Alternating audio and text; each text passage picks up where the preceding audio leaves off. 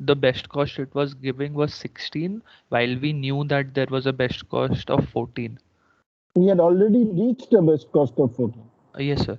Sir, so Uh, my doubt was in that particular example, consider if C had a direct child as J, then hmm. the best cost will be less than 16. Like, uh, uh, If the then, heuristic estimate is the best cost was 14, and the heuristic estimate being a lower bound, then if as you say, if node C has a f value equal to 16 and it is a lower bound,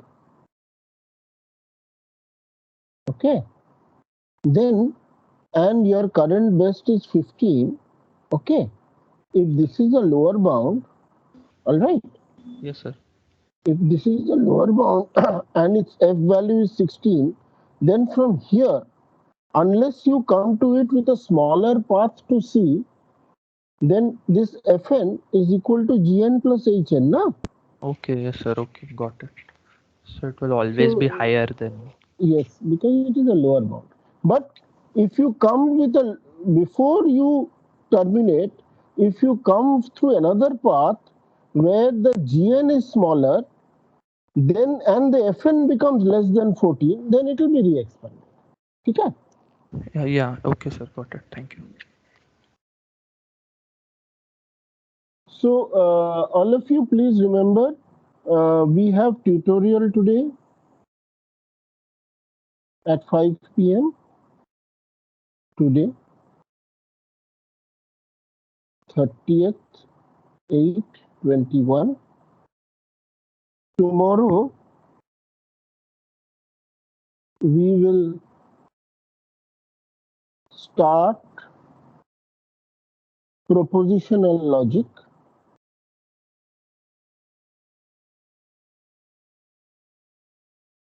The video for that has already been loaded. That is from 31st.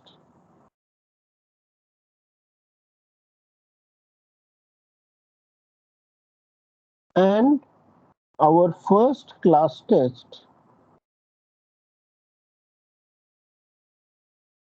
is on 6/9/21 from 8 a.m. 1 hour up to game trees. That means up to whatever we do by today evening. That is what is the syllabus.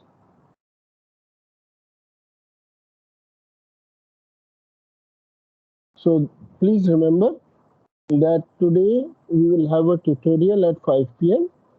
Tomorrow we will start with logic at 12 o'clock. Our first class test is on 6/9/21 at 8 a.m. It's a 1 hour class and we will do up to game trees. The syllabus for the class test is up to game trees. That is whatever we will cover by today evening.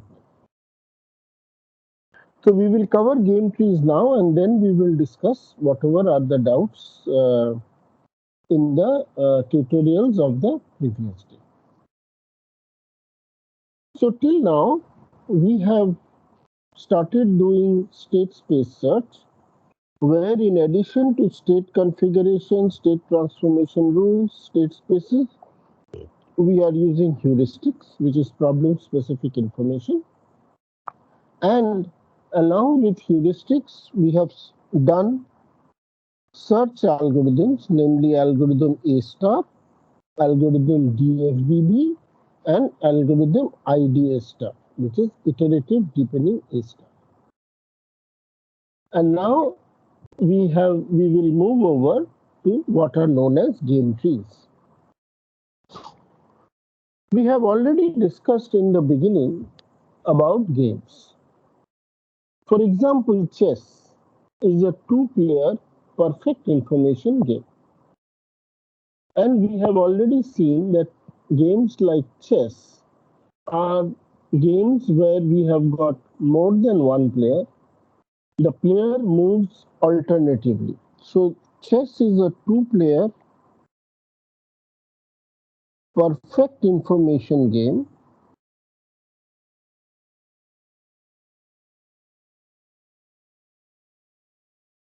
and the moves two-player perfect information game with which is deterministic moves.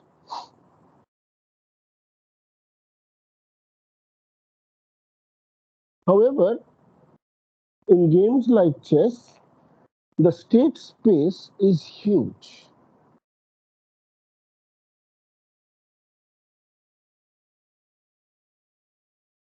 And it is not possible to completely expand the whole state space and look at your best options. Moreover, the, the second game, which is the game of tic-tac-toe, this game is the same game like chess, but this is a finite sized game. Everybody can look up to the last levels and play. Another important game is the game Go, which is again like chess, a two-player perfect information game. Now, the state space being very large, these games proceed as follows. The players sequentially make their moves.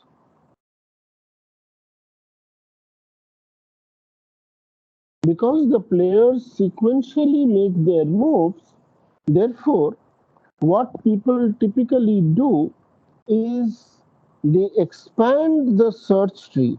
A player 1, say player 1, then next level player 2, next level again player 1, and so on and so forth. They, they generate the game tree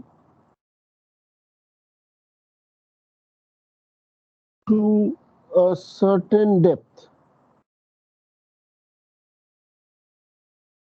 And after generating the game tree to a certain depth, they evaluate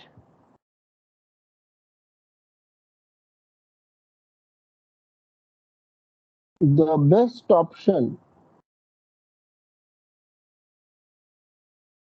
for that player who is evaluating the game tree and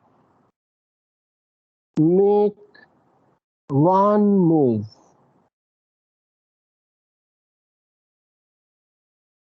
They make, sorry, they make one move.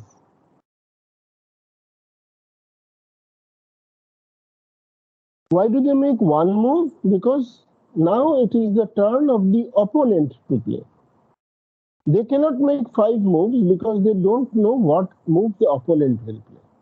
Now the opponent will also open up the game tree up to the certain level, and once they open up the game tree to a certain level, both players may not be opening up to the same level if they are playing mentally.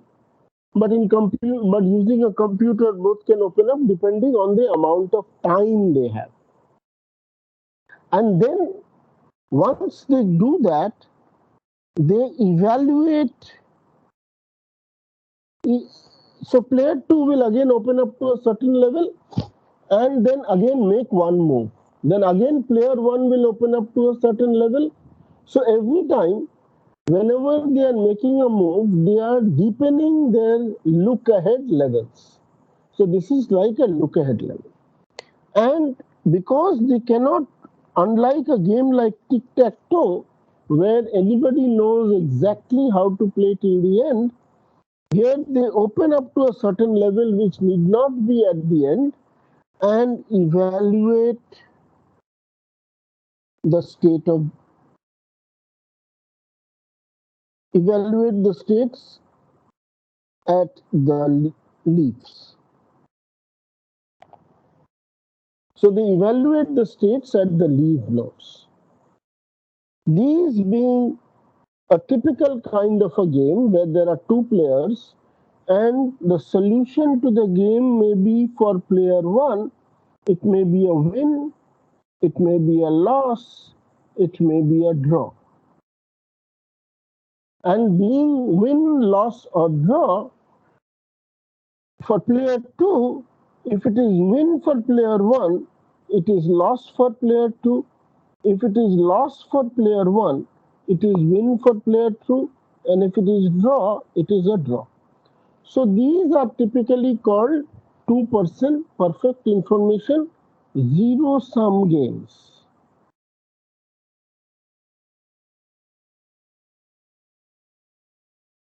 But all games need not necessarily be a total fixed sum, zero sum, etc. But we will generalize that as we go ahead. Now we come to another game.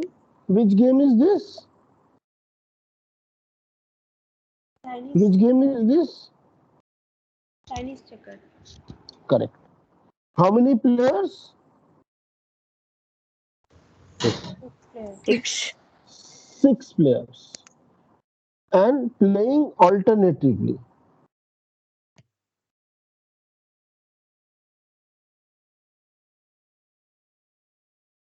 Is this a deterministic game or non-deterministic or probabilistic game? This is a deterministic game or a non-deterministic? This is a deterministic game. Very good. Is this a perfect information game or partial information game? Perfect information. Perfect information. Perfect information. So now, in order to generalize whatever we are doing for 2-player games, here we have got 6 players and the game tree will have to be unfolded to certain levels, but we will have to open up layer by layer and then again make a single move. However, this is not a 2-player zero sum game. Here, if I win, all others will lose maybe. And so there are certain points which end up in such a game. Whosoever wins, lose, draw. On the other hand, the game of contract bridge, which we have discussed earlier, so this is a competitive game. This game of Chinese checkers or chess or whatever. Whereas the game of contract bridge is what? Is it a deterministic game? How many players are there? 4 players. 4 players. Is it deterministic or non-deterministic? Non-deterministic. No, it is deterministic. Because if a player throws a card, exactly that is what happens. It is not that if I make a move, then 5 of the options of that move will happen. So this is a deterministic game. But this is a partial information game. That means each player has only partial information of the state space. They don't know the cards of the other player. Then it is a competitive cum collaborative game.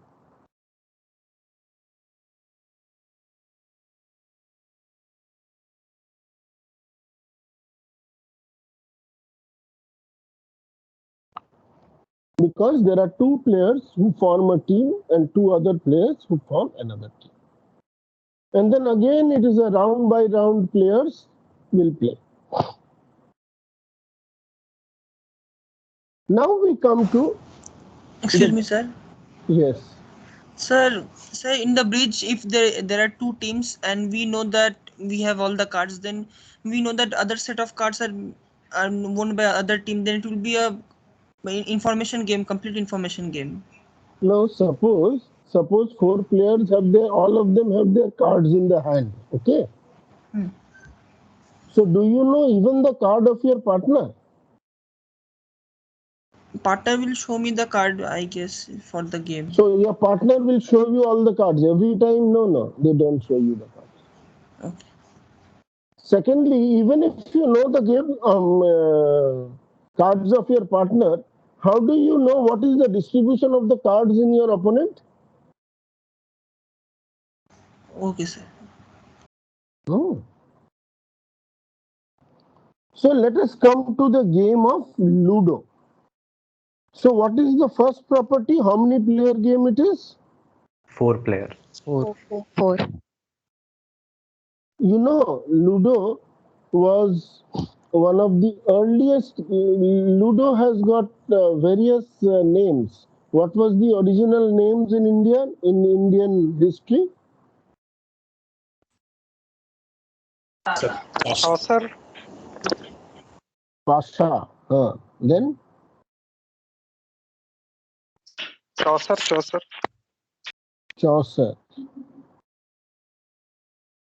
Then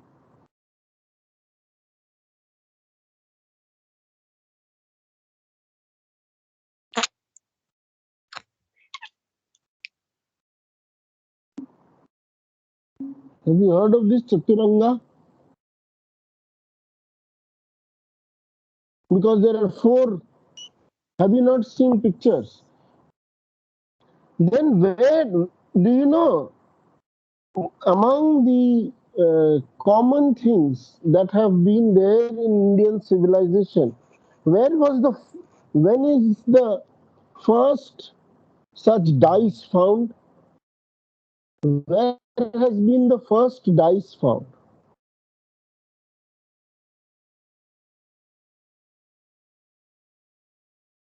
Sir, Mahabharat. Mahabharata, at least there is no physical evidence of a dice. There is a talk of dice, obviously, in the Mahabharata, in the game where they played in the court. Shakuni and others played, but there is physical evidence of dice.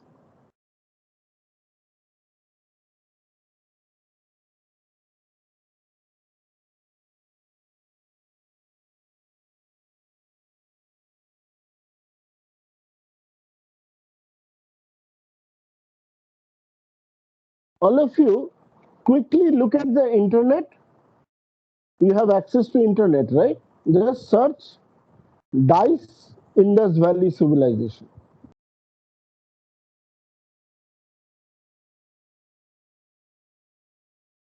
Chaturanga, yes, it was also a form of chess, but there were other names to Ludo.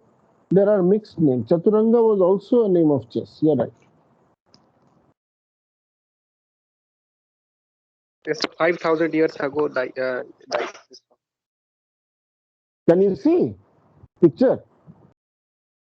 Yes, sir. Yes, sir. 5,000 my old things Indian history. So there were stone dice, there were terracotta dice. Both have been found. But in our normal dice, you know what is the property of our dice? If one is on one side, one dot is on one side, how many dots are on the other side?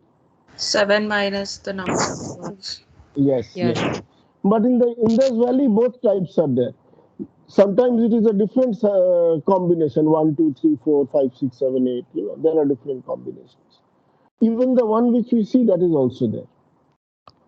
And even you just search the chessboard in Indus Valley civilization. Search the net and search for pictures.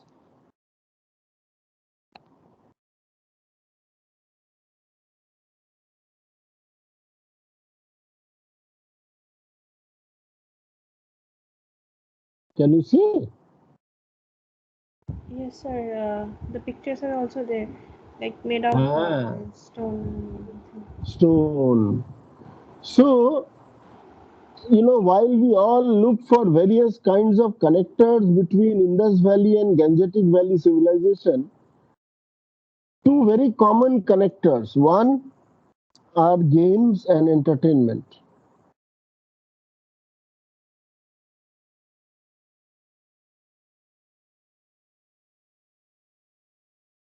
And the second one, can you tell me what is the second one, which is a very common thing which has come down?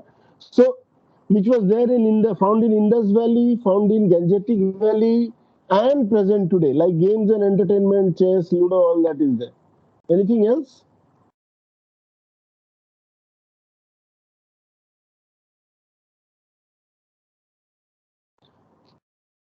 Just, the main Giving task. connectors are, huh? Yes, tell me. Is somebody saying something? Look at kitchen or cooking utensils.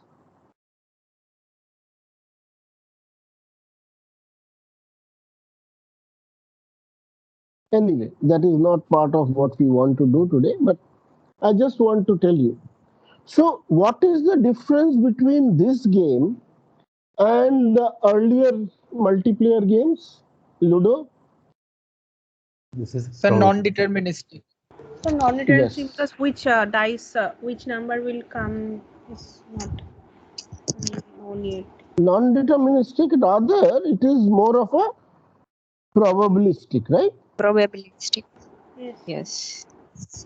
Where each dice, typically each option, so whenever you roll the dice, if player 1 rolls the dice, there are 6 options,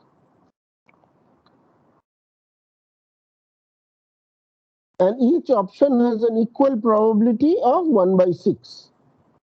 Then once you get these 6 options, you can make some moves.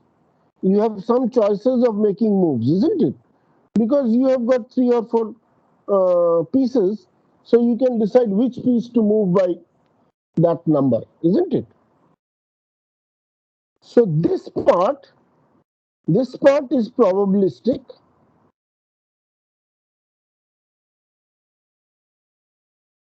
but this part is deterministic, correct? This is both player 1's options. Player 1, this is dice roll.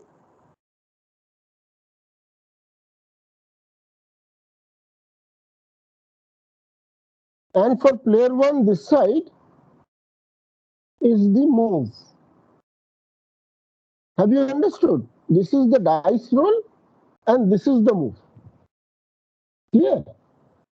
So the dice roll is probabilistic, but your move is deterministic. So now the game tree unfolds to multiple levels, because after this, now player 2 will play. At this level, after this, then again player 2 will play. Then player 3, whatever. If there are 2 players, then player 2, player 1, player 2, player 1. If there are 3 players, whatever. It can be 2 to 4 players. Is that clear? Now Sir, Sir, in the move part, like why there are two like possibilities or there for can be every more than 2 possibilities. There can be more than 2 possibilities. I'm just drawn 2 possibilities. The number of possibilities will depend on how many options you have. These are number of options. I've drawn 2 just to show as this one. This depends on number of options available. Yes, yes. You may have even 1 option, and you can have at most how many options? 6. 4. 4. Yeah, you have got 4 of your own pieces there, at most 4 options. 1 to 4 options. And some options may lead to no outcome because you cannot move that much. Okay. So now we come to the control plant problem.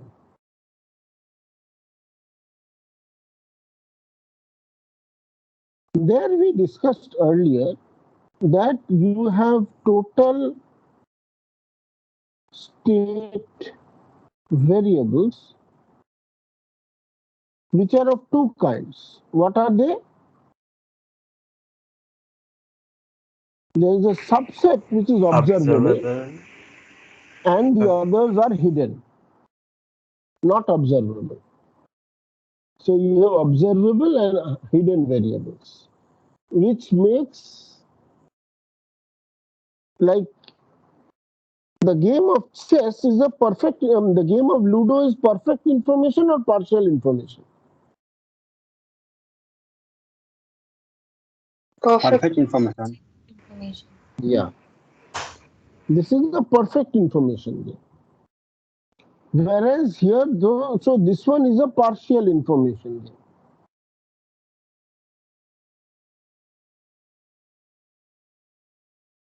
And are the moves deterministic, probabilistic, what?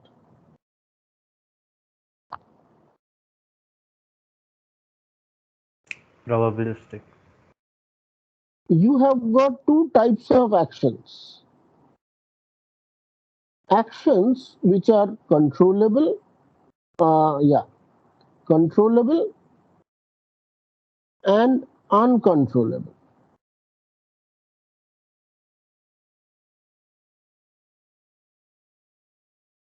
So whenever you take a particular action A1, you can take a controllable action A2, but then the system itself can take some other actions which is not in your control and can lead to a set of states after this. So these are system actions or environment actions. Here, the environment is your other player. So probabilities arise here. Your actions here is what you take. But the net outcome after these actions come after the system takes actions. So this is how such games unfold.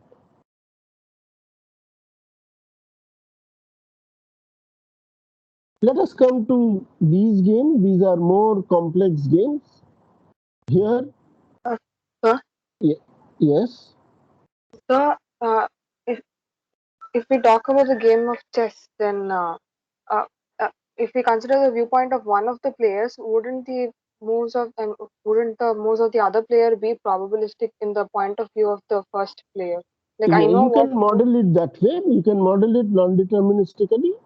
So that is why you model in the game of chess. You will model your other player as an AND node. So you model that other player as an see each of the places where you don't have control are your adversarial moves. Now the adversarial moves could be non-deterministic, like in the game of chess, or the adversarial moves situations could be probabilistic, or the adversarial situations can be both. For example, in the game of Ludo, when you are playing, the dice roll is probabilistic, then your move is deterministic. On the other hand, when somebody else is playing, then the dice roll again remains probabilistic and your opponent's move is non-deterministic. Got it? yes, sir. So coming to a robo game or robo soccer and things like that, when you come to games like robo soccer, then what really happens is that you have now a combination of everything. This combination of everything is the one which causes a lot of issues. That means you have got, somebody will make a cake. At the same time, you are making a move. the other players will start moving. So the game is a simultaneous move game. When you are moving, even your teammates are also moving, and that is not in your control, but they are collaborating with you. And then when you are looking in the front, what is happening behind you also you cannot see. If you make a kick, then where the ball will go is not only probabilistic, but it is a continuous space. So these are very, and then this is a spatial temporal game. Everybody has a spatial position, etc., etc. So it's a much more complex scenario. We now start analyzing the game situation from the simplest game point of view. That means we will start analyzing it from a two-player perfect information game. That means we have got two players and we have got perfect information. So the problem that we have listed out in the video is called a variation. There are many variations of the prisoner's dilemma problem. And it says that two members of a criminal gang are arrested and imprisoned. Each prisoner is in solitary confinement with no means of communicating with the other. The prosecutors lack sufficient evidence to convict the pair on the principal charge, but they have enough evidence to convict both on a lesser charge. Simultaneously, the prosecutors offer each of them a bargain. It tells prisoner A that if you give me evidence against prisoner B, then you will go free. But prisoner B will then get 3 years. So this is the option given to prisoner A. Prisoner A gets an option that if you betray prisoner B, then you will get 3 years. You will go free, and the prisoner B will get 3 years. Otherwise, you will at least. Now it also tells prisoner B that if you betray prisoner A, you will get free, and otherwise you will get, and prisoner A will get 3 years. Now it says that it also happens that if both of them remain silent, nobody betrays each other, then the evidence that they have is of 1 year. Otherwise, if both of them try to betray each other, then so if one betrays, the other remains silent, then one goes free, other goes 3 years. Otherwise, if both remain silent, it is 1 year, and if both betray each other, it is 2 years each. So if we analyze the game like we want to do, then we will reach a situation like this. From prisoner A's point of view, prisoner A has two options, either to cooperate or to defect. Then prisoner A will evaluate non-deterministically what prisoner B can do for each of the options. Prisoner B can cooperate or defect in both sides. Now we know that if prisoner B defects and prisoner A cooperates, then prisoner A gets 3 years. Similarly, we know that if prisoner A defects and prisoner B cooperates, then prisoner A gets 0 years. Whereas if prisoner B defects and prisoner A defects, prisoner A gets 2 years. So prisoner A has got 3 options. One is if prisoner A tries to minimize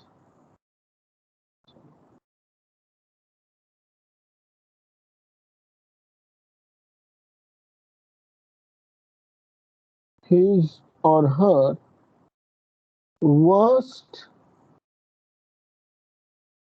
case scenario.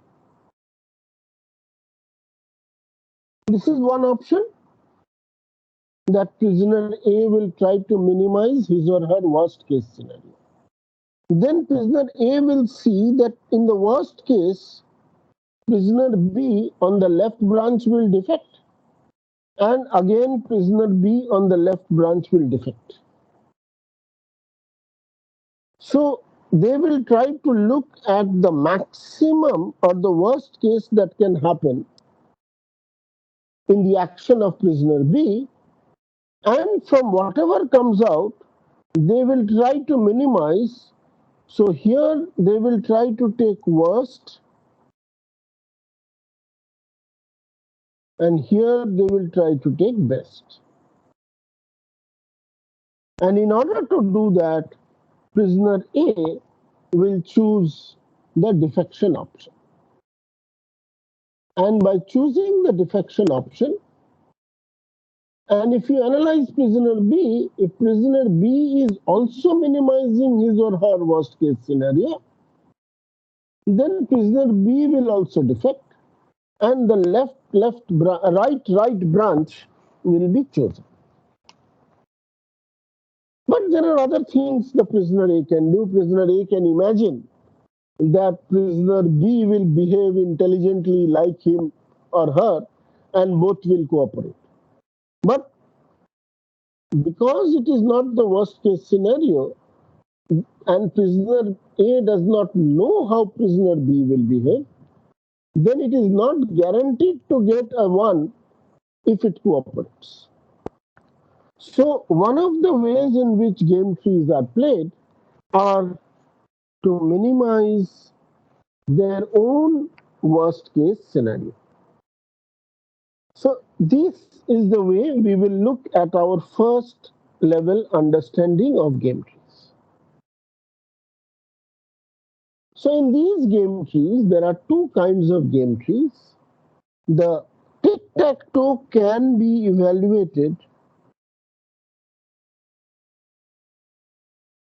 fully. That means the game is small enough to be fully evaluated, and therefore you can evaluate the game at +1 for win, 0 for draw, -1 for loss. And if player 1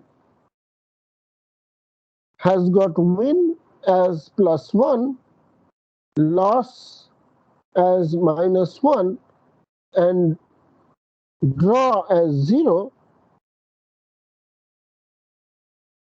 and therefore player 2 can be modeled by player 1 as loss is +1, win is -1 at the leaf nodes, and draw is 0. So if the game evaluates to +1, then player 1 wins, player 2 loses. If the game evaluates to -1, then player 1 loses, player 2 wins. And if it is 0, both have a draw. So then we will see that player 1 will try to maximize, and player 2 will try to minimize the outcome.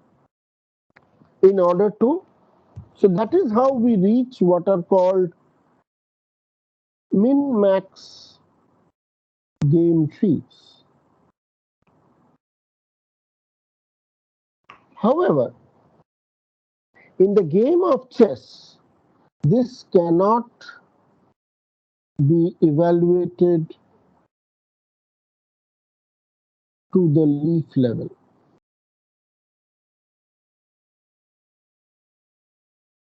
So what happens is that at the non-terminal, so the leaves are now not terminal nodes.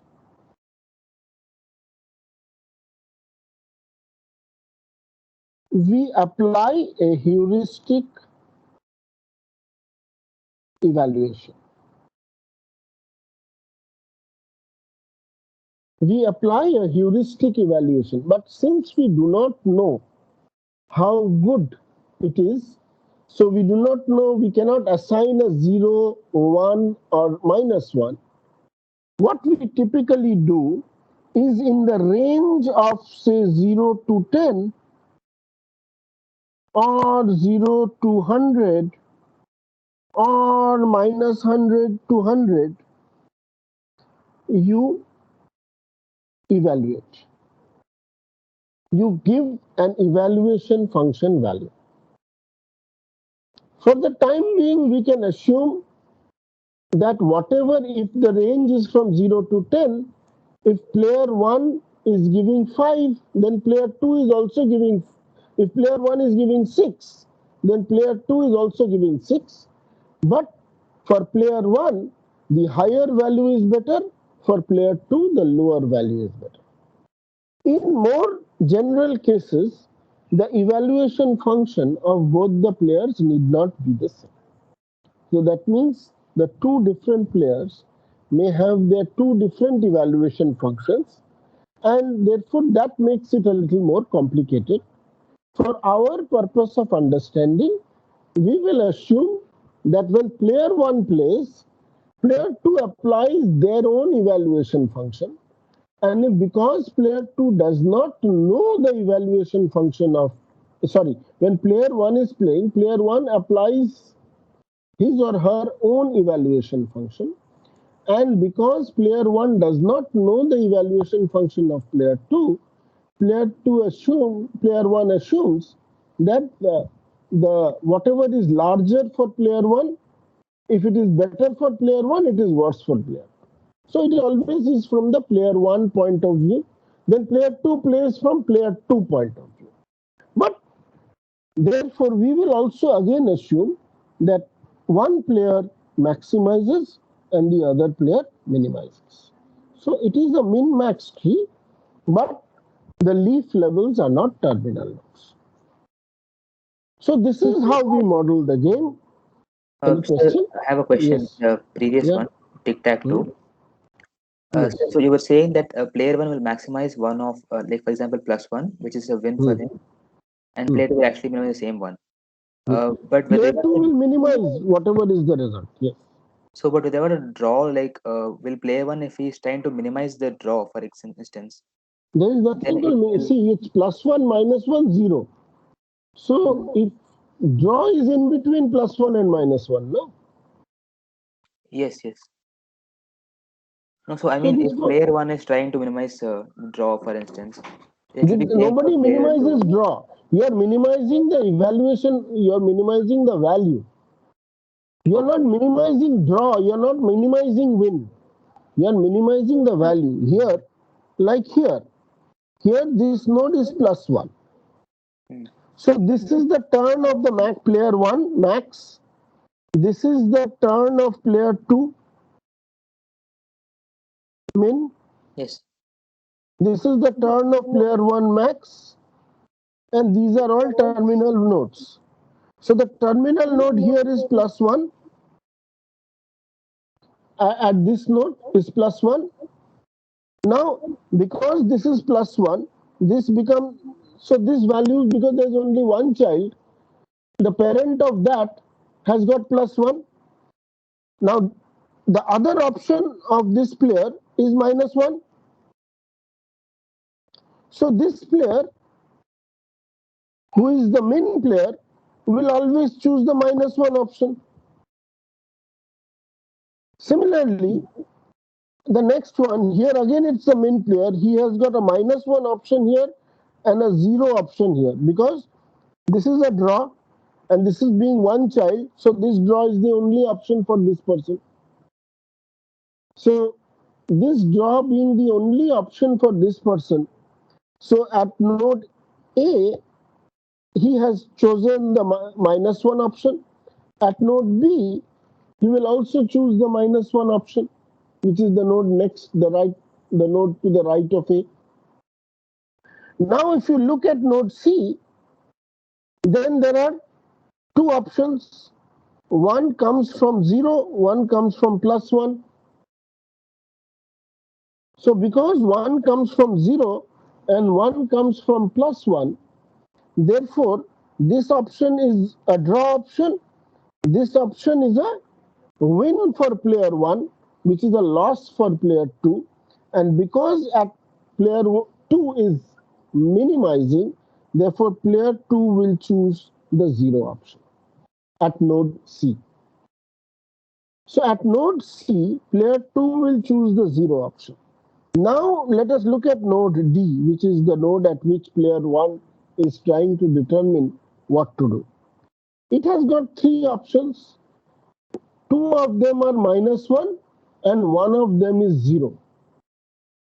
So at the root, which is node D, two of them are -1 and one of them is 0. Which branch will it take? 0, 1, sir. 0.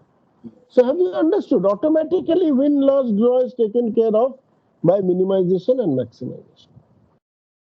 Yes, sir. Got it. So now let us again come back to the definition of game tree. It is a tree with three types of node, namely terminal nodes, min nodes, and max nodes. Terminal nodes have no children. The tree has alternating levels of max and min nodes representing turns of player 1 and player 2 making moves. All nodes represent some state of the game. Terminal nodes are labeled with payoff for player 1. It could be Boolean such as win, loss, or draw. In large games, where looking ahead up to won or lost states is not feasible, the payoff at a terminal node, which is the evaluation function, will represent the heuristic evaluation cost of the quality of the state from player 1's perspective. Therefore, then we now calculate the payoffs at intermediate nodes. So the payoff at a min node is the minimum among the payoff of its successors. The payoff at a max node is the maximum among its successors. If player 1 aims to maximize its payoff, it represents max node. The one player who tries to minimize their payoff represents a min node. Let us look at this sample game tree. There are two players, player 1, who is a max node, player 2, which is a min node. The evaluation function are values between 1 to 10 at the leaf nodes. The larger the value, the better it is for player 1. The smaller the value, the better it is for player 2. Therefore, now how it happens, as I just elaborated a little earlier, is that player 1 evaluates up to a certain level and then decides which move to take so that it minimizes its worst case. Player 2 is just waiting for player 1 to make a move. Once player 1 makes a move, player 2 then now unfolds the tree up to his or her level of competence or analysis or time available. So when player 1 is evaluating, this is a max node at the root. So what it assumes that it can make one of two moves. So it has got move 1, it can make move 2. Then it assumes that for each of the moves that it can make, then the player 2 can make some move 3, move 4, again player 2 can make move 5, move 6, because the moves depend on the state at which the player makes. Similarly, players make moves. So in order to minimize its worst case, it will assume that player 2 will do its best here, so it can do its best here. Similarly, player 2 will do its best here, player 2 will do its best here, and player 1 will do its best here. So what will be the best of Player 1 at node X, player 2 at node X. 4. 4. 4. Similarly, at the other nodes, it will be like this.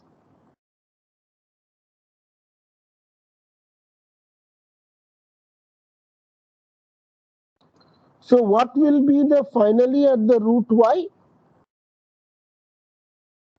4. 4. So player 1 will make this move.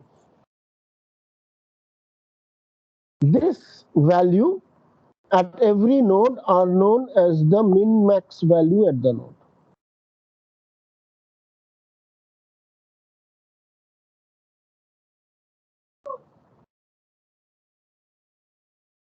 Our objective will be to apply our search algorithms to try and determine this min-max value without going and expanding all the nodes of this tree, because people would evaluate this tree to some 30-40 levels, 20-30 levels, and still not reach. So at 20 levels, if there are 5 moves per level, you can imagine how many moves, how many leaf nodes will be there if there are an average 5 moves per level, and they expand to 20 levels of every player.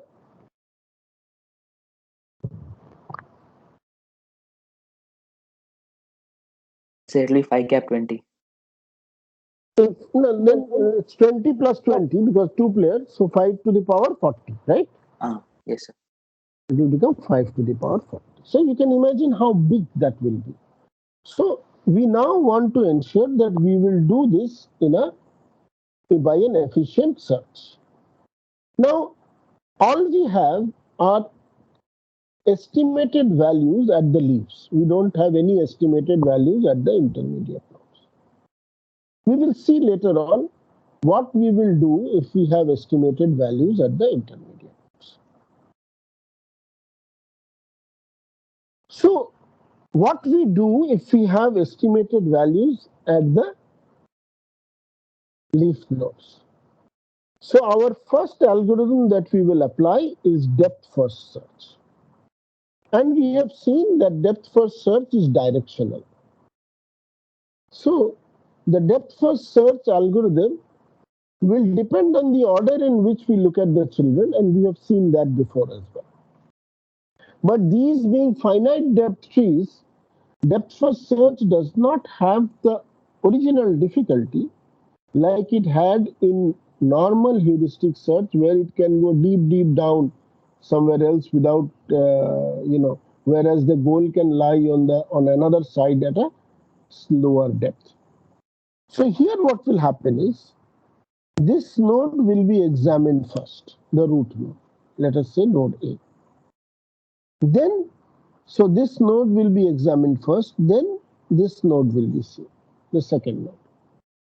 Then this node will be seen in depth first search, expanded, then this node, then this node, and the tentative value will be backed up to 2.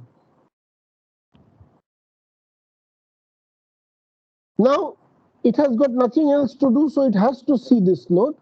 And after seeing the node of evaluation 6, what will be the tentative value at this node? 2, because this is a min node. This being a min node, when it backtracks into this point, what will be the tentative value at its parent? 2. 2. Now it will go down to the right side and look at this node. After it looks at this node, it will see this node. And it will back up a tentative value at this node as 6. Can anybody tell me what it will do now after it has got a tentative value at 6 and its parent's tentative value is 2? It will look at 8. No, why will it look at 8? Because the value at the min node can still decrease, and the max node is trying to maximize its value. So it still has to look at all its options. Correct. So the max node is trying to look at its options because this node which is 8, this node which is 8 can be anything. We don't know what it is. Now tell me, just because you have said this, suppose this value, suppose this value was 1, suppose. Then this value would have been 1. The value at node A would have tentatively would have been 1 instead of 6. The value at node A instead of 6 would have become 1 if the value at this node, if this node, let us call this B, if the value at node B was 1, then instead of 6 it would have been 1, and then what you could have said? The value at node A can only decrease, and it is already 2 at the max node, so it will not choose the value at A anyway. So it will. So we will not choose the value at A. So we don't need to see the right child. If it was 1, but because it is 6, we need to see the right child, and this value will now be upgraded to. Oh, sorry, it will remain 6. Sorry, it will remain 6. And what will be now the value at node C, which is the parent? 6 now. This will become 6. So what we have seen here is a possibility of pruning. And that is what is the depth first branch and bound strategy for min max nodes. Earlier, when we had done depth first search, we had done only min nodes. Now we have min and max, so we have a little more involved. So now this backs up to the parent a value of tentative value of 6. When it backs up to the tentative value of 6, it now looks at its right child. Then after looking at its right child, it goes to the left child. And once it looks at the left child, it looks at this node and its tentative value is 1. Can it do anything by looking at 1 and 6? Or does it have to look at the right child? For this node, let us call this node D. It won't look at 10, sir. Why will it not look at 10? Because it will anyway choose only 1. The min is reached. Lowest. It is Suppose that 10 instead of 10 was 0. Okay, then it will be looking at it. Yeah. So since you don't know 10, you are saying because you are seeing 10, but you don't know whether it can be 10 or 0. So it will look at this node. There is no option. But after it looks at this node and finds it 10, it will finalize the min-max value at 1. And it will back up this value to 1 at the node, parent node E, let us say. The parent node, let us say, of that is E. So it backs up the tentative value of E to 1. Now, once it backs up the tentative value of E to 1, now tell me what can happen. Will it look at the right or will it not look at the right? Sir, it will look. You need to look at it. Because it will look at the right. It's a min node. It does not know whether the two right sides will become 0 or not. Correct? So it will look at this node. It will see this node 4, back this up tentatively to 4. After it backs this up tentatively to 4, will it see the right child? Yes, it can still decrease. Yes, sir. It can still decrease. It will finalize this at 4 and then finalize this at 4. After it finalizes this at 4, this will become 4.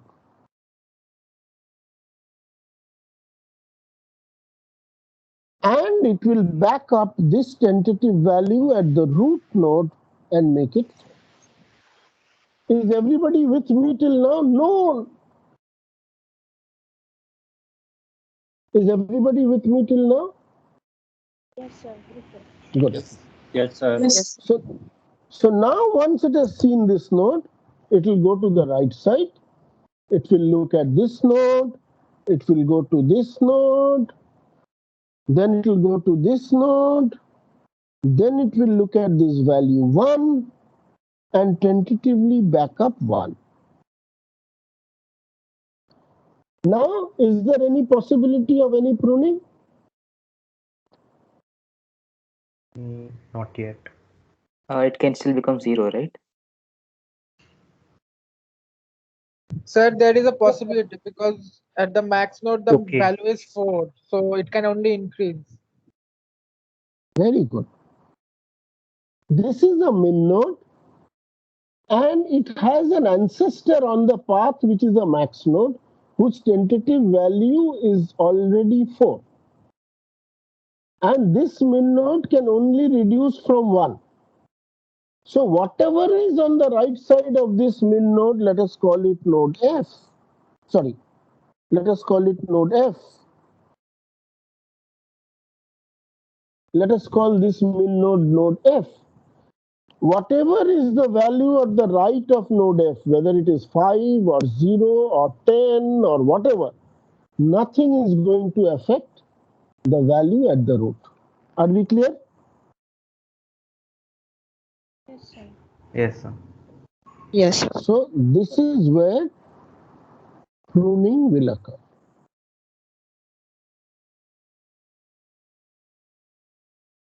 This is where pruning will occur.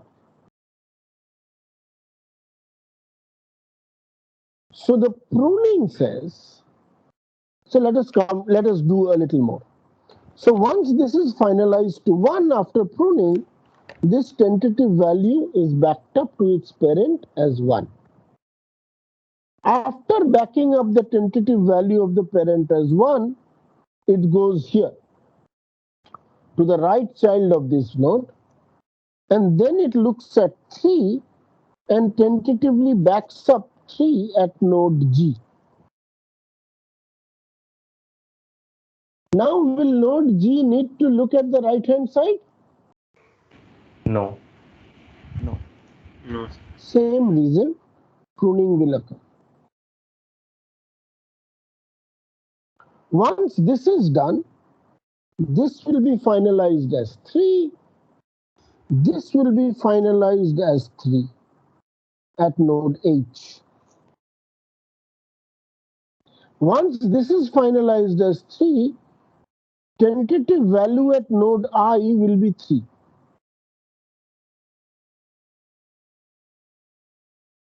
Now can we say anything between node I and node root R? The value at node I is 3 and it can only decrease because it's a min node, and we already have a better value of 4, so it will always choose 4. So again pruning will occur here.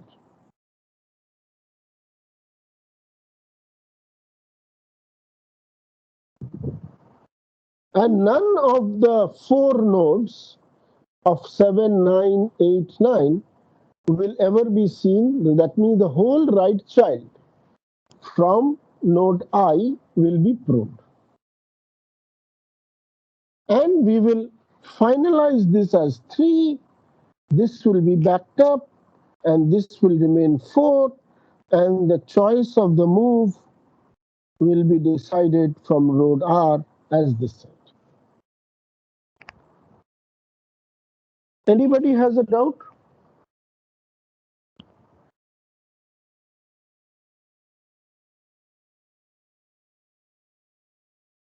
So now let us see certain values. Tentative values at max node is a lower bound or upper bound of the actual final min-max value? Lower bound. Lower bound. And the tentative value at a min node is upper bound. Upper bound. So what is my pruning condition?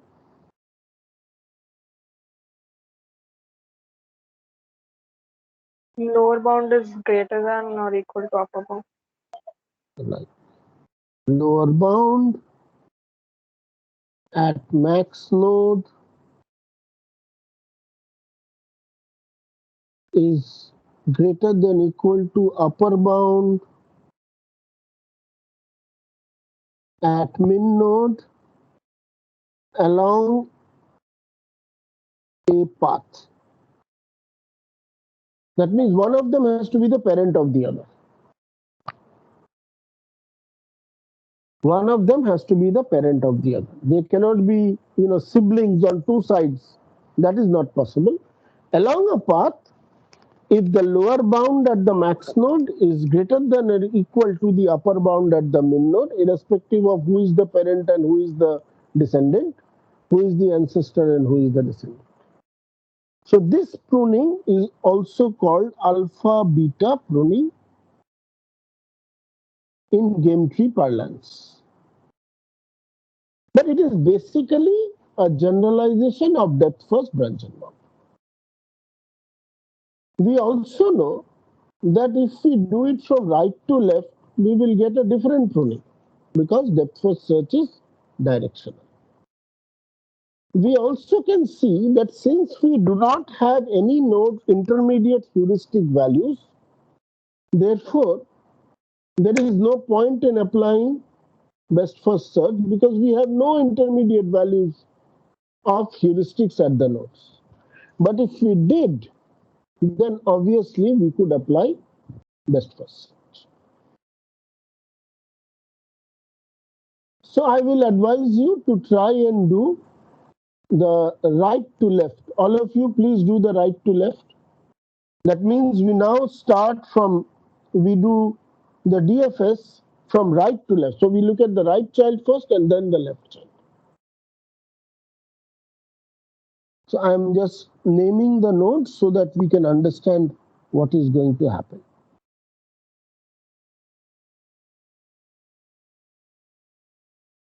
All of you do it.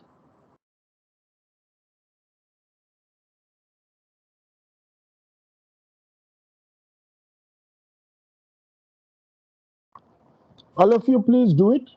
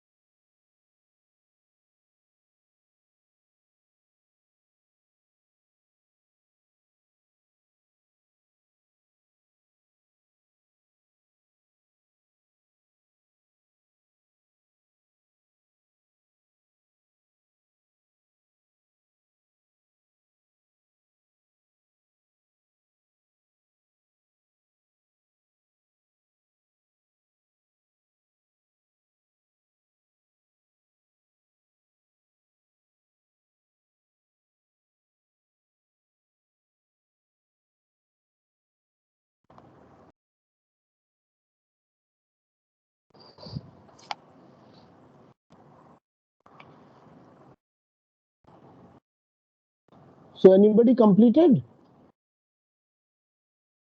Can you tell me where pruning will occur, if at all?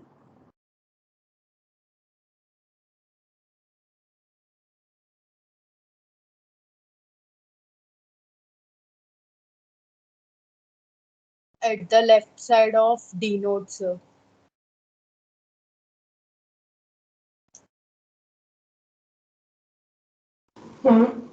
So at 7, like child of n, that will be pruned. Child of n? So, which has the value 7, it will be pruned.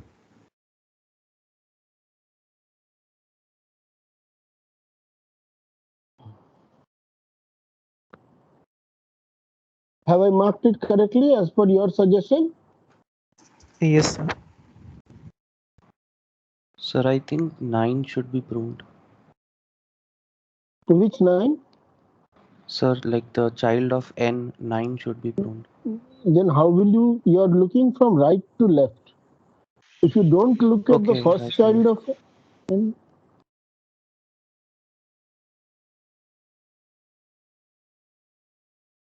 does everybody agree that the left child of n will be pruned? No, sir. Yes, sir. No, sir. No, sir. No, sir. So who proposed that the left child of n will be pruned? Sir, it's me, Aryan. Aryan. So Aryan, sir. this will be seen, A will be seen, then C will be seen, then G will be seen, then O will be seen, then this will be seen, then this will be seen, and the value here will be 8. The tentative value here will be 8. Yes, Then this will be seen. Tentative value will be 9. Why will I prune this node? So because the max value is already 8, so even if we see 7, then G So will not if change anyway. suppose instead of seeing 7, you have not seen 7, right? So you want to prune it before seeing 7. So suppose this was 10. Then the node at the value at G will change or not change? Yes, sir, it will change. So this pruning is not correct. Got it? Okay, sir. Everybody agrees that the left child of D will be pruned?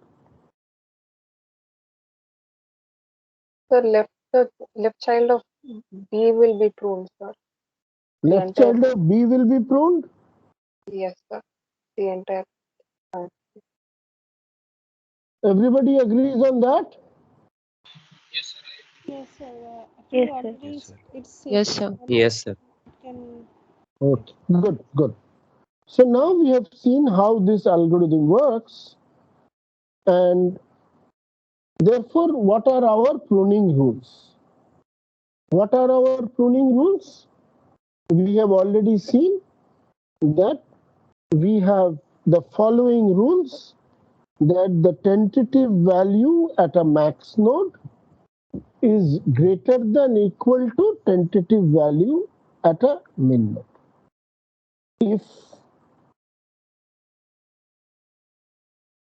If max and min are on a path and tentative value of max is greater than tentative value of min, then true. So one of them is called the alpha value, one of them is called the beta value. So this is what is alpha beta pruning. So alpha bound is the tentative max value at the max node, and beta is the tentative value at the min node. And if one is the parent of the other or ancestor of the other, then my pruning condition is alpha greater than equal to beta. This is alpha beta pruning. And now the question arises is that this is depth first search. How will I apply best first search?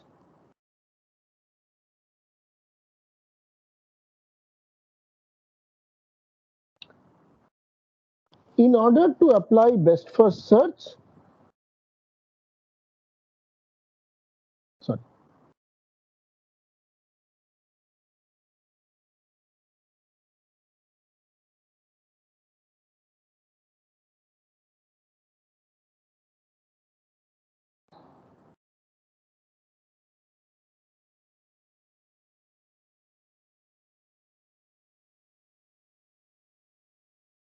In order to apply best first search, other than the leaf nodes, we will require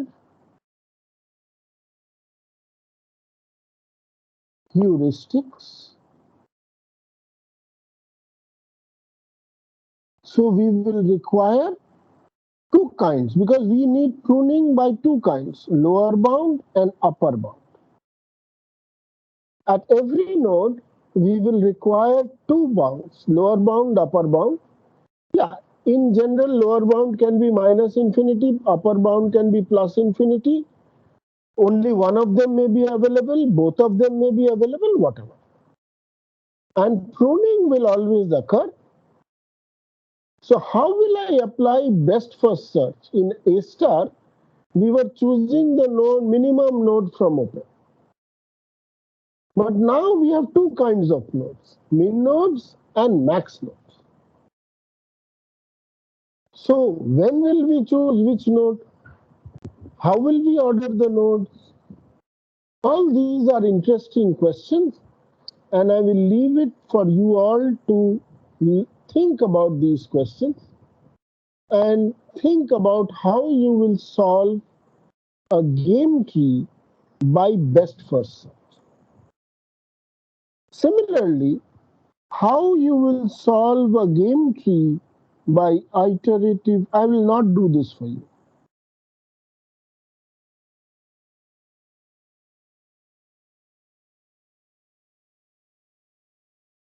Normally, if you only evaluate at the leaf nodes, then there is no option for best first search or iterative deepening search.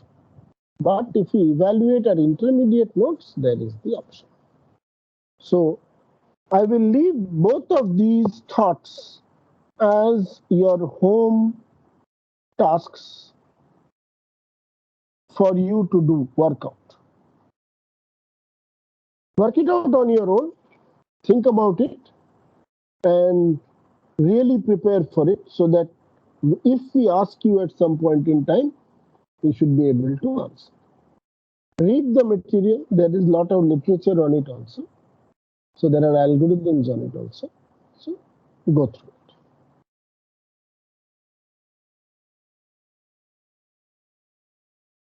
So now, if there are any questions till now, otherwise we will go to the other aspects of game tree search as we move ahead.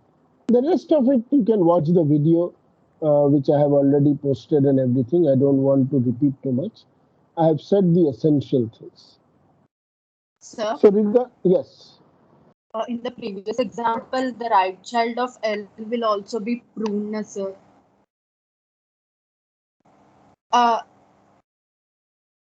Yes, The not right this, sir. child of? Not this one, sir. Another one. This is right to left, huh? Not, sir. Not this example, sir. The next example. Which is, we had this example.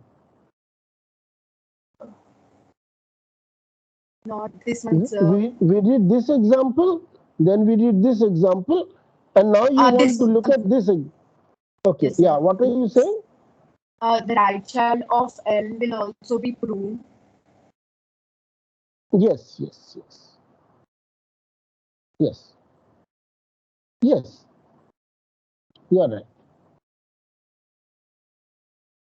You are right. We have done this example, no? We have done this example here. No, this is a different example. Yeah, here also, this will also be pruned. Yes. Is this what you were saying? Yes, sir, to confirm that. Yes, yes, yes. Because the tentative value here is 4, the tentative value here is 3. Therefore, it satisfies the alpha beta pruning condition. You are right. Are we okay? Yes, sir. Thank you. So we have discussed this part. Now tell me, if I have a game like Chinese checkers, how will I play? How will I define? What will I do? Sir, 6 nodes. Like instead of max min, like 6 types of. Yeah, so we will have the value at the node will be 6 values.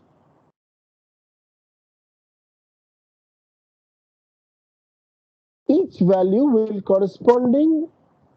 a corresponding value for a particular one of the 6 players. And at every node, depending on the player, you will at least maximize that player. Correct? If we are maximizing the final result. So if this is for player 4, I have all these options for player 4, then I will maximize this.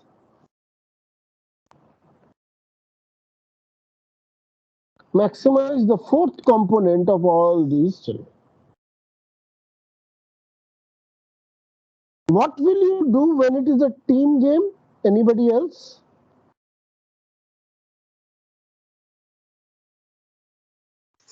Members will try to maximize their own and the team's score. Correct. So you will have team score,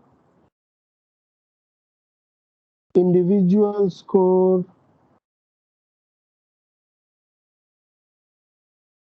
and in team score, individual score, your goal will be first to ensure that you are maximizing the team score, and if there are ties at the team, then you will maximize your own score. So you will try to first maximize the team score, and if it is ties at the team, then you will maximize your own score. Is that clear? Now tell me what you will do for probabilistic games.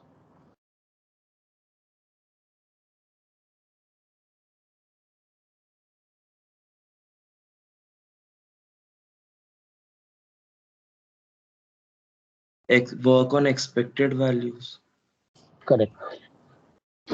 So in a probabilistic game, there are 2 ways. One is like Ludo, first is probability, then is your move. Or other can be like control system, first is your move, then is probability. So typically, you will have a situation where some nodes will be choice nodes and some nodes will be probabilistic nodes.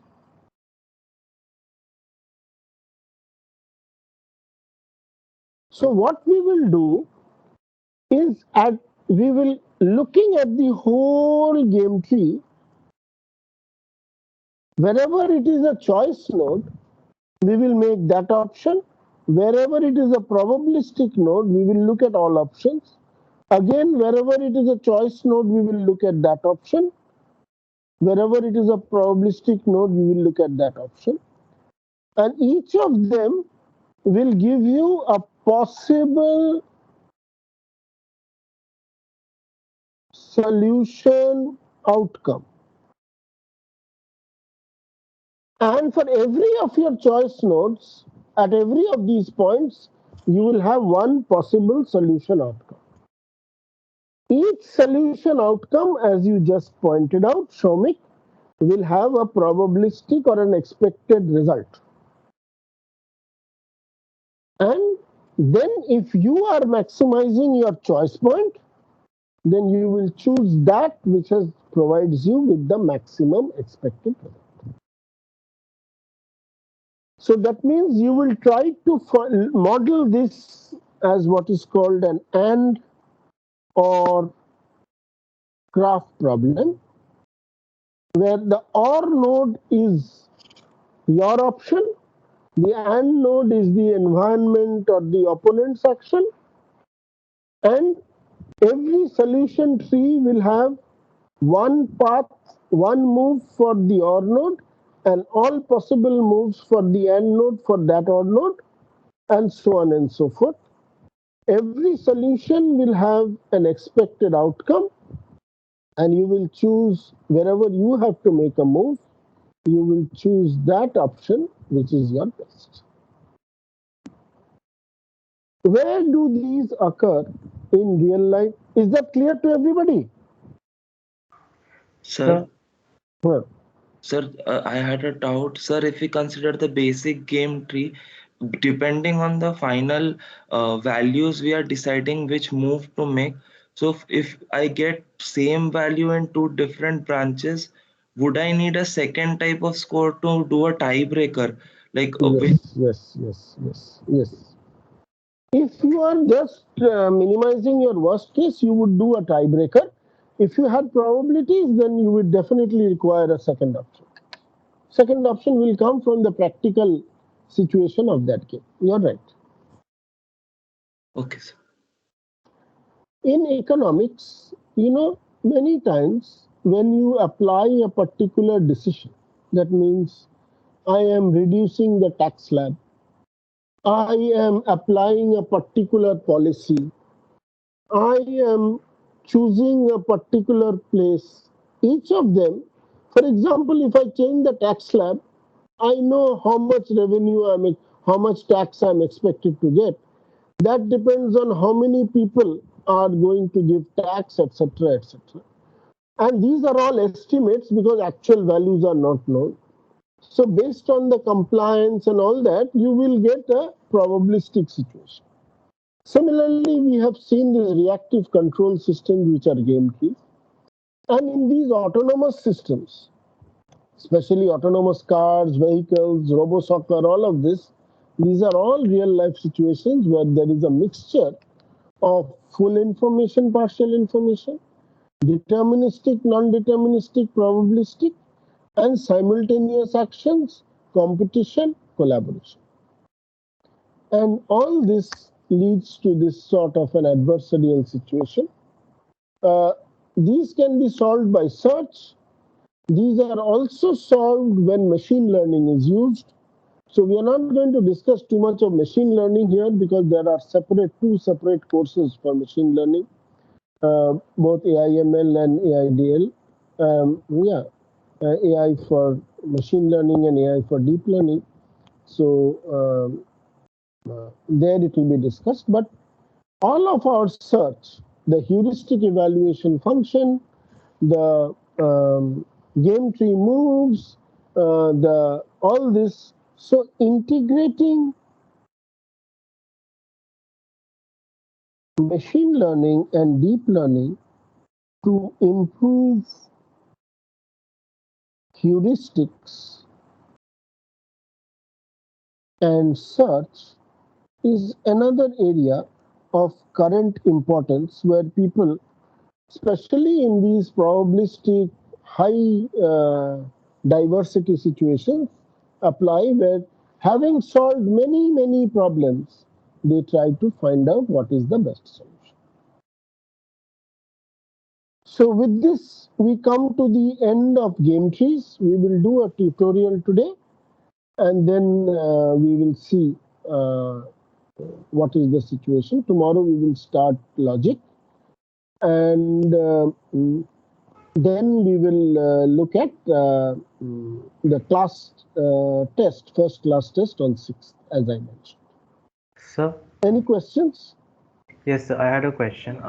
Yeah. How is the expected value of the possible solution different from a heuristic?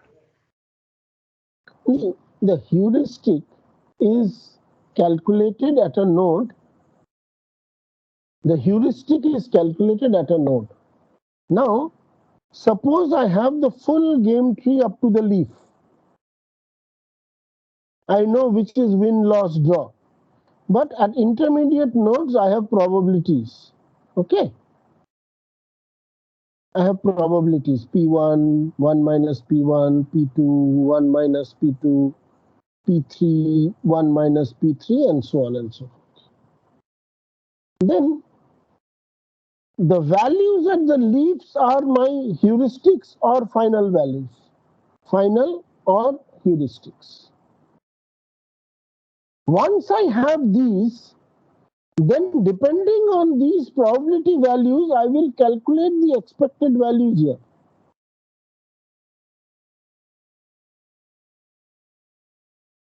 Heuristics are guesses.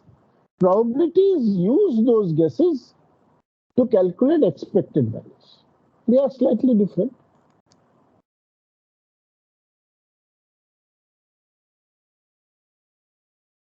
Yes, Any sir. other question? Any other question? Yes, sir. Sir, for DFBB, when I was running at home, so are we supposed to means expand those nodes again, which we have obtained in obtained before? Means they are in closed. We have sent them in closed before. So not in GameTrees, in normal search, right? Yes, sir, in normal, sir. DFBB. Yes. In normal, in or DFBB. Let us call that or DFBB search trees. You have two options. One is closed is maintained.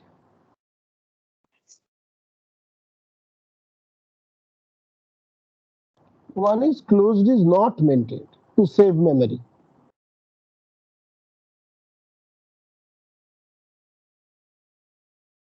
We have done a case where closed is maintained. If closed is not maintained, then there is nothing, your problem is solved because every time you generate a new node. Now, if closed is maintained, then in DFBB, for minimization problems,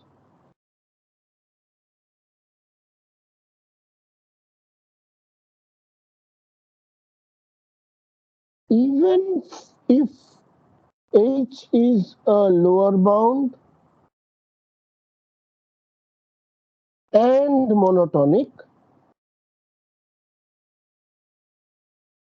you may come to a node enclosed with smaller gn. Is that your question? Exactly, sir. Yes. Yes, it can happen. So you will then bring it from close to open.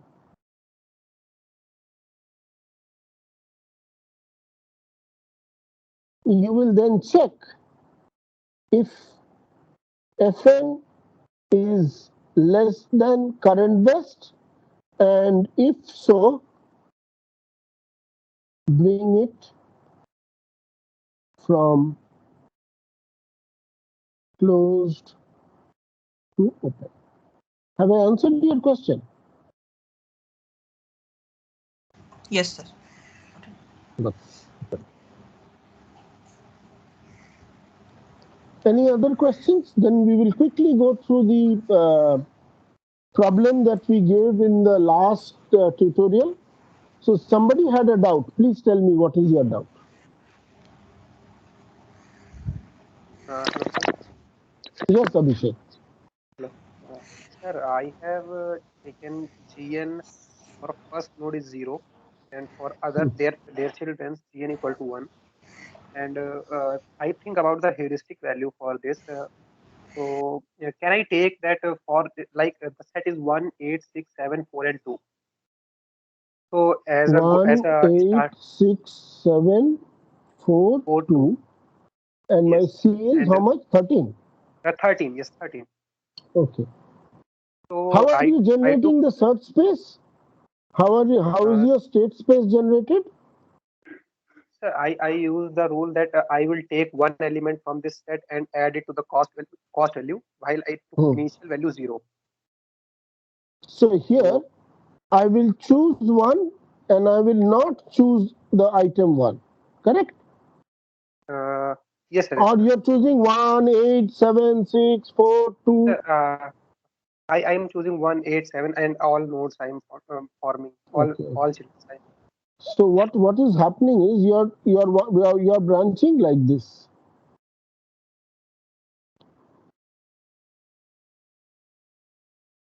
Yes. Wait. Can anybody tell me whether this is a good way or a bad way? So here I have chosen 1. I am yet to choose 8, 6, 7, 4, 2. Here I have chosen 8.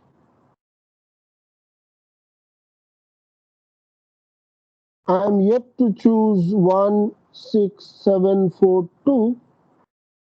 Here my remaining amount is 12. Chosen amount is 1. Number of coins chosen is 1. So this is value. This is remaining value. This is coins chosen. Yes. So here I have again my value is 8. Remaining value is 5. Coins chosen is 1. And so on and so forth. Now tell me. First let me tell you that if you do it this way, you have a problem of generating lot of identical subproblems.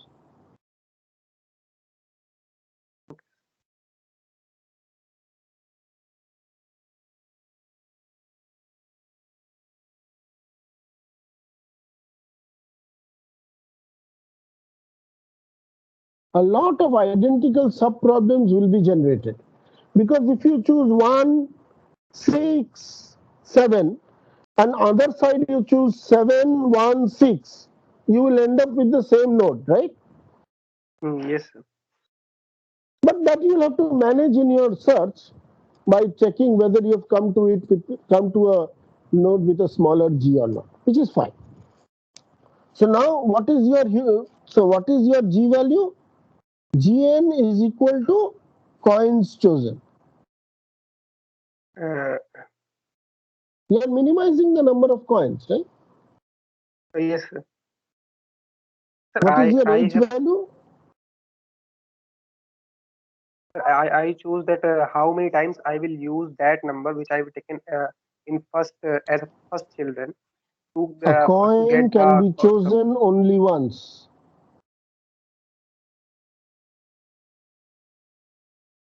no, sir, I think that if I will choose one, then I'll need 13 ones to get 13. So I No, use this one way. coin can be chosen only once. That is the definition of the problem. Okay. If a coin can be chosen multiple times, that is another different problem. But here a coin can be chosen only once.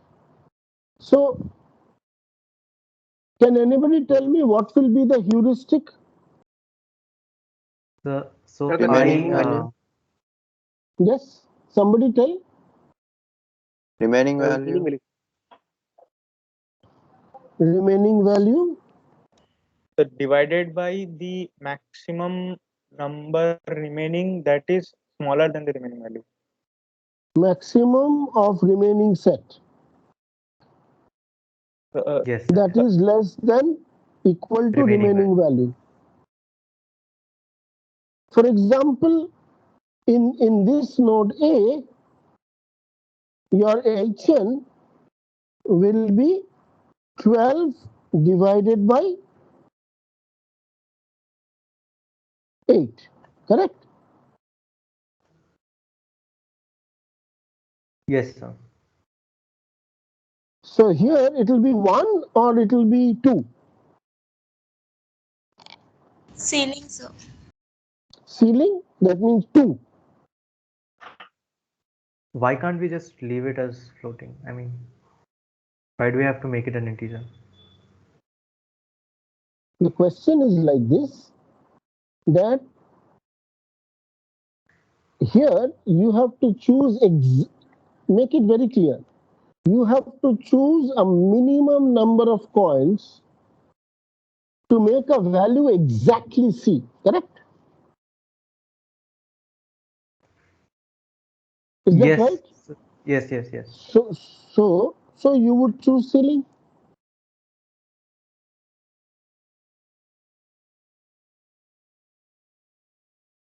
Because either it cannot be solved, for which the h star n is infinity with the remaining set of nodes, or at least 2 coins will be required. Because with 1 coin it cannot solve. Okay, sir, I understood. Yes. So that is why who said ceiling is right. Any other heuristic? Any other better heuristic? Sir, what is the problem with using the same thing like remaining value minus max of remaining set, which is less than remaining value? So remaining value, let us say here, is 12. Max of remaining set is 8. So you are going to say 4 more coins are required. Means rough estimate. Is it like overestimate? Am I overestimating? Are you sure? Are you sure that this will be a lower bound? No, got it, sir. It will not. Be lower bound. Yeah. Correct. Any other? We could have taken maximum of all coins. That maximum of all coins is 8. So you want to choose maximum of all coins, the value is 8. So 8 more coins will be required. No, sir. In every case, I'll be choosing the number. I mean, h of n will be the amount that is to be formed yet divided by the maximum value out of all the coins that we have. That will always give us a better underestimate. That is exactly what has been said here. He's saying it should not. It may not be less than the remaining value. It can be maximum of all the coins. Suppose the remaining value is 2 and the coin values are 8, 7, 1. Sorry, remaining value is 2, 1, 1. In your case, it will be 2 by 8, which is 1. In this case, it will be 2 by 1, which is 2. Or let us put some other value. Let us say my remaining is 20. Let us say my remaining is 20. And my coins are 80, 60, 10, sorry, 80, 60, 10, 10. Then in your definition, sorry, remaining is 30. 10, 10, 10. Okay. Suppose my remaining is 30 and my coin is 80, 60, 10, 10, 10. If I just choose the maximum, my HN will be 1. But if I choose it based on this, which is the maximum of the remaining set, which is less than the remaining or equal to the remaining value, then HN will be 3. Is it clear now? Yes, sir. Good. Excuse me, sir. Yes. Sir, if I don't put the ceiling, why should it be 1 and not 0? If you don't put the ceiling, in what? Maximum. So if we just do HN value as remaining value divided by maximum of remaining set, so in that case it should be 0, right? Not 1. Yeah. So now which is better when you are using underestimate? If you have two heuristic, both are underestimates. Which one is better? The one which is larger or smaller? The one which is larger. Now you got it. Why ceiling? Okay, sir. Sir, and we can Improve that solution, that is, you told this is not feasible, right? Like splitting it into 1, 8, 6, 7 separately. So what is a better heuristic? Sir, I want to know a better heuristic. Sir, I'm saying like we can first sort all the values that we have, and I always consider the coins which are greater than or equal to that value. Let us say I first included 4, then I'll make sure that I'll only include 6, 7, and 8 after that, if at all I include any element. In that case, we'll not be having overlapping elements, right? Yes, that is all right. But if you first say I will choose 4, then you have to branch saying I will choose 4, not choose 4. Otherwise, your every solution will have 4, which may Yes, and sir. 4 Yes, may sir. not be part of a solution. Yes, sir. That we need to. So for then you will need the inclusion exclusion branching.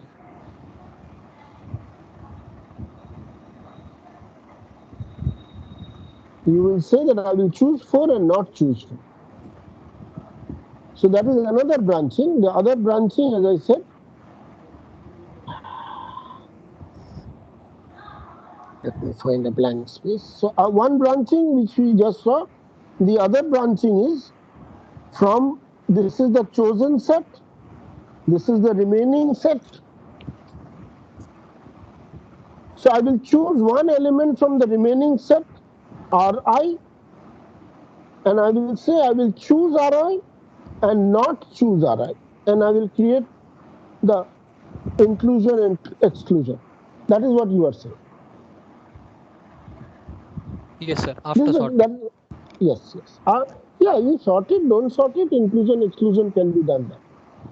Sir, but sorting improves the solution rate because it is highly likely that F will be higher initially for large value of coins and we can arrive at solution early. How do you know? Sir, because let us say 13 is the required sum. And while I will be taking various possibilities, in the first level itself, 8 will be included in one of them, in one of the possible solutions. So and suppose 8 is never part of a solution. In 13, in this case, 8 is never part of a solution.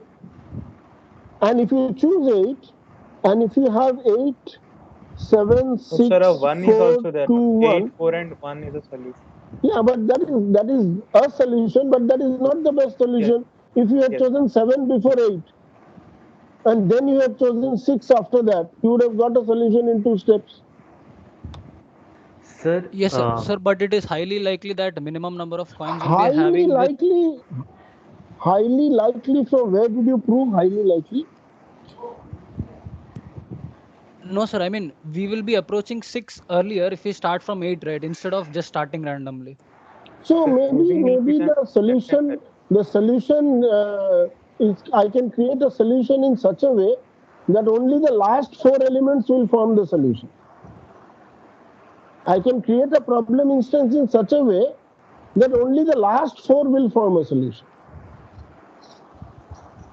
Can I not? Yes, sir. I got it.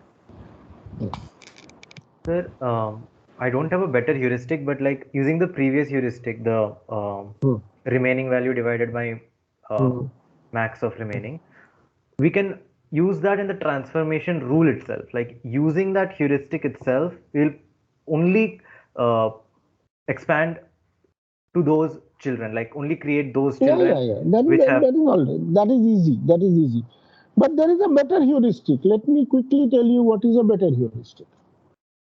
You have so many remaining R1, R2, R3 up to Rk, and you have a remaining value R.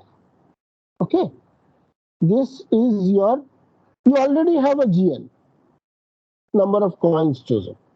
Now you have a remaining value R. Listen very carefully. You have a remaining value R and you have a set of coins, remaining coins. Currently, you are saying you will take the largest and of these RIs which are less than capital R and divide capital R by this RI and take the ceiling, which is fine. But let me ask you, just taking cue of your friend who has just talked about sorting. Let me sort. So let the remaining be sorted. After sorting the remaining elements, I will go on choosing elements such that I suppose this R1 is greater than capital R, I don't choose it. So I will throw away, I will now choose up to, suppose R1 is greater than capital R. So I don't choose R1. But R2 is less, so I choose R2. Then now my remaining is R minus R2. I check if R3 is greater than or less than the new R dash. Okay. If it is less, I will choose R3. Again, I will update R dash. And I will go on choosing. And as soon as the new element crosses and makes it 0, I will not choose that. Up to that, whatever I have chosen, that many coins will definitely be removed. Let me repeat. Listen very carefully. In the worst case, I will sort the remaining set of elements, and then I will sequentially find out whether this element can be chosen or not. So I will choose them sort them in decreasing order. And one by one, I will select them if they are applicable and reduce the remaining one. And suppose I have chosen 4 already now, and the remaining is cost is 3. The next fellow to be chosen, so I have chosen the first one, I have chosen the second one, and the remaining one which I choose. So I don't do this R dashed. So I first throw away all elements whose are greater than R. Then from the remaining elements I choose the first one, I choose the second one, so long as it is less than or equal to R. If I choose the fifth one and then it crosses R, then my heuristic is 4. If it crosses R by choosing the seventh element, then my heuristic is 6. I am just generalizing the previous idea. The previous idea generalizes to is that I look at all the elements which are less than or equal to the remaining element. That means from the remaining set, the remaining value R, I select first, I take all the elements from the remaining set which are less than or equal to the remaining value R. I sort them. I start choosing them one by one and keeping a tentative sum. As soon as so if I have chosen K, if the K plus 1th element crosses the tentative sum, then K is the number of coins at least that I need. This is for heuristic calculation, right? This is for heuristic calculation. So this is an underestimate, right? It is. We are looking for underestimates only, no? Yes, sir. So I have a doubt in this. Suppose the remaining value is 13 and my remaining set is 8, 7, 6, 4, 2, 1. So 8, 7, 6, 4, 2, 1. Yeah. And my remaining value is 13. Right. So I will choose 8. Yep. And after I choose 7, it crosses 13, no? So my age value is 1. No, I mean, so according, you told ki I will at first, if you choose 8, then my R dash will become 5. No, I will not do that. Now I will not do that. Okay. Then I will, when I do this formula, I will not do that. I will first, suppose there was somebody 15 before this, suppose there was a 15 before 8, then 15 would not be considered. Suppose my remaining cost instead of 13 was say 5.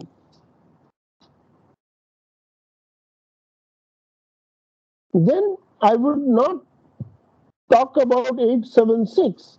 I would talk about 4 and then 2. And since 4 plus 2 exceeds 5, my heuristic would be 1. So this is a heuristic for what? Like for choosing something or at like I At don't every node, I have a GN value and an HN value.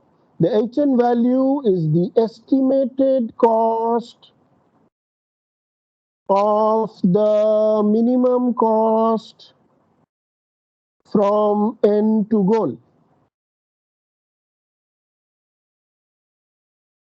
So if my remaining value is R and my remaining set of coins is R1, R2, RK, then my HN is the minimum estimate of the minimum number of coins from this R1, R2, RK to choose a value exactly R.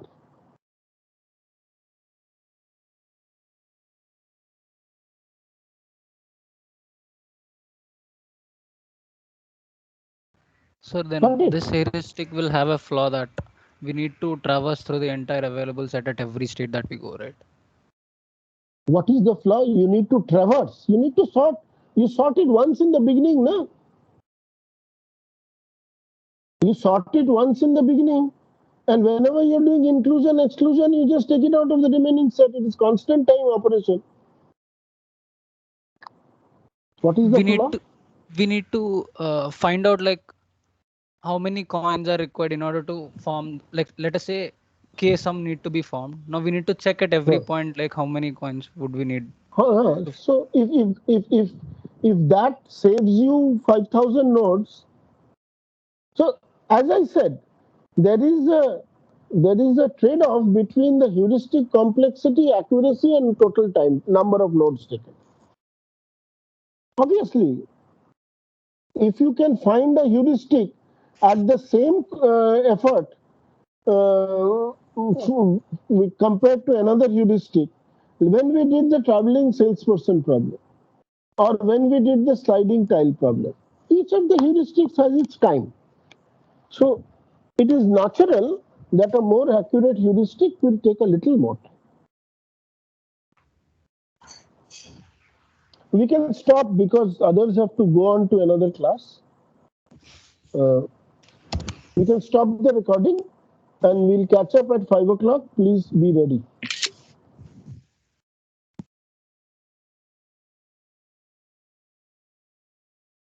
Somebody can stop the recording, please.